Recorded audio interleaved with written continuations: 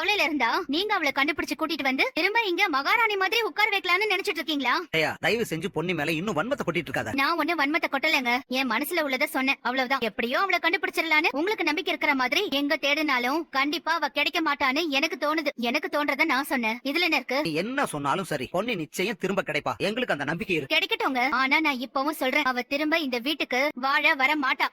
சக்தி கூட அவ சேர்ந்து வாழ மாட்டா. நீங்க ஏன் அப்படி நினைக்கிறீங்க? சக்தி மேல பொண்ணு உயிரையே வச்சிருக்கா. கண்டிப்பா சக்தி கூப்பிட்டா அவ திரும்ப வருவா. சரிடா, கூப்பிட்டு பாக்க சொல்லு. அப்புறம் தெரியும். அவளுக்கு எதிரா ஆதாரபூர்வமா ஒரு சாட்சியை தயார் பண்ணி அவ மேல ஒரு பழி சொல்றப்போ யாரா இருந்தாலும் அதுல சந்தேகம் வரதான் செய்யும். இதுல சக்தி ஏதோ அவளை நம்பலங்கிறதுக்காக அவனை தூக்கி போட்டுட்டு போறானா? போகட்டும். அவ பாவமா? இப்படியே நீங்க நம்பிட்டு இருங்க. அவ வந்தானா ஆரத்தி எடுத்து அவளை கூப்பிட்டு உள்ள உட்கார வச்சுக்கோங்க. அதுல எனக்கு எந்த பிரச்சனையும் கிடையாது. ஏன்னா நான் அவளை இங்க இருந்து வெளியே போக சொல்லல. அவளாதான் இங்க இருந்து வெளியே கிளம்பி போனா. இதுல நீங்க என்ன பண்ணணுமோ பண்ணுங்க.